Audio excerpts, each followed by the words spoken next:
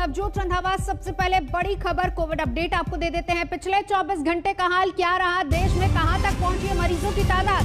तो देश में कोरोना के एक दिन के आंकड़ों पर नजर दौड़ाई जाए तो बेतहाशा इजाफा हुआ है। कुछ ही देर पहले जो आंकड़े जारी हुए उनके मुताबिक 24 घंटे में 3,32,000 नए मामले, जबकि 2,263 संक्रमितों ने अपनी जान गंवा दी है। महाराष्ट्र में सबसे ज्यादा 67,000 पार। दिल्ली के कई अस्पतालों में ऑक्सीजन संकट और कई जगह पर बोर्ड टांग दिया गया है कि यहां पर ऑक्सीजन नहीं है। इस बीच एक और अहम तस्वीर जिसमें प्रधानमंत्री आज बैठक कर रहे हैं। देश में कोविड के हालात पर अधिकारियों से बैठक होगी, प्रभावित राज्यों के मुख्यमंत्रियों से बैठक होगी, ऑक्सीजन मैन्युफैक्चरर से भी आज प्रधानमंत्री की बैठक होनी है। तो ताबड़तोड़ बैठकों का दौर जारी। सबसे पहले दिल्ली के हालात जानने के लिए सीधा चलेंगे।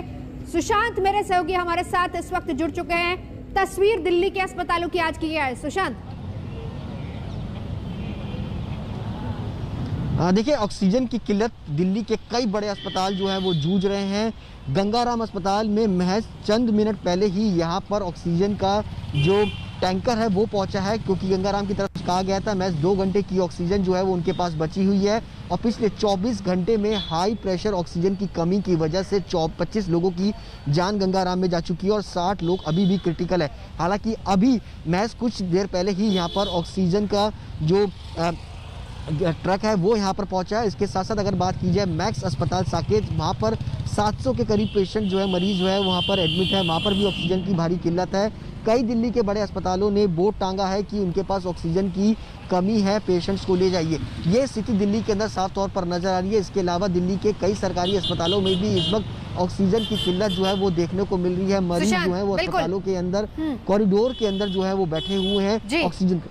नजर आप बना रखिए सुशांत, हम लौटेंगे आपके पास। ऑक्सीजन की कमी, किल्लत से मरीज जूझ रहे हैं, हालात क्या हैं दिल्ली के, ये सुशांत बता रहे थे। लेकिन इन्हीं हालातों को ठीक करने के लिए आज प्रधानमंत्री ताबड़तोड़ बैठकें कर रहे हैं। अलग अलग बैठकें होंगी प्रधानमंत्री की कोरोना के हालात पर। मैराथन बैठक, सबसे पहले देश में कोविड के हालात क्या है, पहली बात अधिकारियों के साथ बैठक होगी। दूसरी अहम बैठक होगी उन प्रभावित राज्यों के साथ, 10 राज्यों के मुख्यमंत्री, जिसमें महाराष्ट्र, उत्तर प्रदेश, कर्नाटक, केरल, छत्तीसगढ़, राजस्थान, दिल्ली, मध्य प्रदेश, गुजरात, तमिलनाडु, इन तमाम राज्यों में हालात बेहद खराब हैं। इनके मुख्यमंत्रियों के साथ चर्चा की जाएगी कि कैसे हालात को दुरुस्त किया जाए। ऑक्सीजन मैन्युफैक्चरर्स के साथ भी अहम बैठक होनी है ताकि उस सप्लाई चेन को भी ठीक किया जा सके।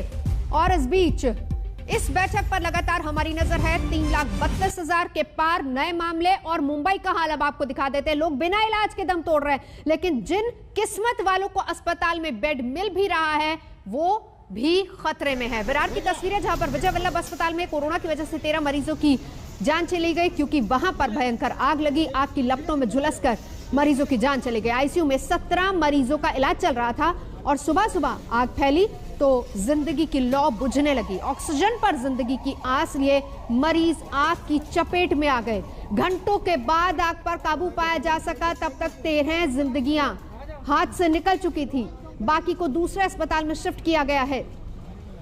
महाराष्ट्र के मुख्यमंत्री उद्धव ठाकरे ने मामले की जांच के आदेश दे दिए हैं, लेकिन सवाल ये कि क्या जांच की आंच कभी उन लोगों तक पहुंच सकेगी जो इसके कसूरवार हैं। सौरभ बख्तानिया, हालात क्या है देखिए। एक तरफ तो ऑक्सीजन के लिए जूझ रहे लोग, वहीं दूसरी तरफ अगर इलाज के लिए अस्पताल जाते हैं तो वहां पर इस तरह के हादसे।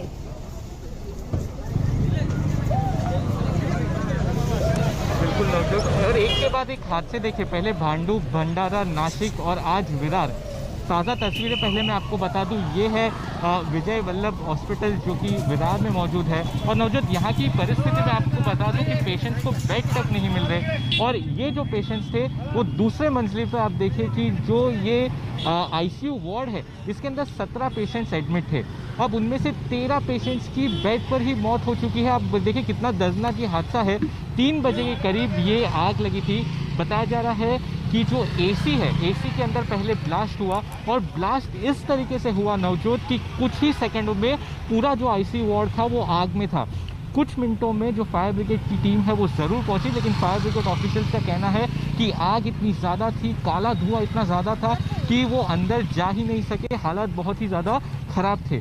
लेकिन गरीमत ये रही, 4 जो पेशेंट्स थे उस वार्ड के अंदर उनको बचाया गया, लेकिन दर्दनाक हादसे में 13 पेशेंट्स की जान चली गई है। बिल्कुल। अब इसके अंदर जांच के आदेश तो दे दिए गए हैं, लेकिन ये हादसा ही क्यों हुआ, ये सबसे बड़ा सवाल है। जाहिर सी क्योंकि बात। अगर पहले से ही सारे चेक्स किए जाते तो शायद इस हादसे को जो है वो अवॉइड किया जा सकता था। इसीलिए सवाल हम ये उठा रहे हैं कि जांच के आदेश तो दे दिए जाते हैं, लेकिन क्या कसूरवारों तक पहुंचते हैं या नहीं। आप नजर बनाए रखिए, लौटेंगे। कोरोना के केस लगातार बढ़ते जा रहे हैं। 24 घंटे की बात करें तो 3 लाख के उस खौफनाक खतरनाक आंकड़े को छू चुके हैं जो डराता है, दहलाता है। किस शहर की बात की जाए, कहां की बात की जाए, दिल्ली हो, मुंबई हो, बेंगलुरु हो, बड़े शहर से लेकर तमाम छोटे शहर कस्बे, कोरोना का कहर हर जगह एक ही तरह का नजर आ रहा है। लेकिन इलाज के नाम पर फेल सिस्टम।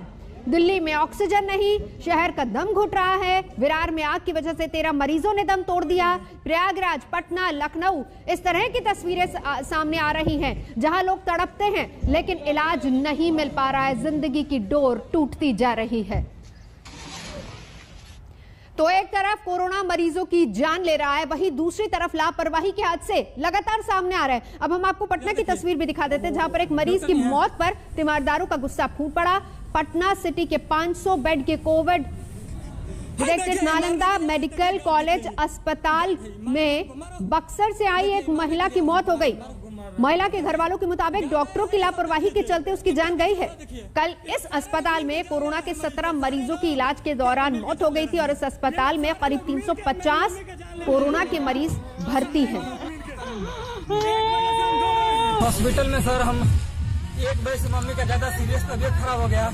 हम डॉक्टर के पास गए, कोई डॉक्टर नहीं था। सेकंड फ्लोर पे, फर्स्ट पे गए, फर्स्ट वाले ने बोला है कि हम सेकंड पे नहीं जाएंगे, नीचे। और 4 घंटे से हम दौड़ते दौड़ते मेरी माँ का ये लोग जान ले लिए। और हमने इनसे पूछा कि सर डॉक्टर लोग अभी तक कहीं नहीं आए। कोई हम वीडियो बनाए एक, यहाँ पर देखिए ना कोई डॉक्टर है, किसी भी रूम में कोई डॉक्टर नहीं है। जल्दी किसी भी रूम में कोई डॉक्टर नहीं है। तो यहाँ के सारे स्टाफ और यहाँ के बाहर के बगल के सारे गुंडे मिलके हमको लगे मारने। सारे मेरी बहन। क्या नाम है, क्या नाम है? मेरा नाम रमेश कुमार। कहाँ है? मेरा घर बक्सर है। वैसे हाल हर शहर का तकरीबन एक जैसा ही है।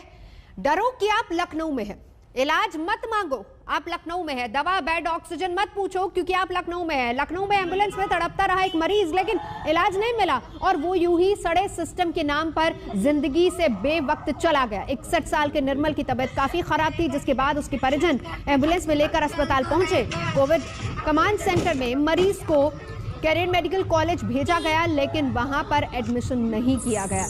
मरीज का ऑक्सीजन लेवल 20 तक पहुंच गया था। सीएमओ का रेफरल लेटर नहीं था, तो इलाज नहीं दिया गया। इसका एस्टिमेट 20% है। 6% डाला मार डाला। 2-3 घंटे से मैं खड़ी रही, नहीं लिया तो इन्होंने नहीं लिया। यहाँ से अप्रोच लगा लो, वहाँ लगा लो। मैम आपको यहाँ पे कितना समय हो गया है? यहाँ पर एम्बुलेंस वाले भैया लगातार CPR भी कर रहे थे, हम देख रहे थे। तो यहाँ पे किसकी गलती है?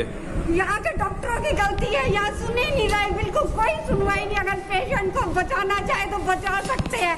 इन्होंने मार डाला, मेरे बच्चे नाथ काट डाले, मेरे बच्चे नाथ काट डाले। तो यहाँ पर मैम 108 की जो एम्बुलेंस कर्मी है, क्या उनकी कोई गलती है? कोई गलती, उन्होंने मेरा इतना साथ दिया, इतनी मेरी हेल्प करी। उन्होंने गाड़ी में उनका हार्ट बंद किया, ऑक्सीजन की तरह उन्होंने पूरा काम किया। हार्ट बीट चलने लगी, पूरा हार्ट चलने लगा, सब कुछ चला। लेकिन यहाँ के डॉक्टरों ने नहीं सुना, यहाँ के डॉक्टरों ने नहीं सुना। नमस्कार, मैं हूं अंजना ओम कश्यप। हमें उम्मीद है ये वीडियो आपको पसंद आया होगा। लेटेस्ट खबरों के लिए यूं ही देखते रहिए आज तक, और इस वीडियो के पसंद आने पर लाइक, शेयर एंड सब्सक्राइब करना ना भूलें।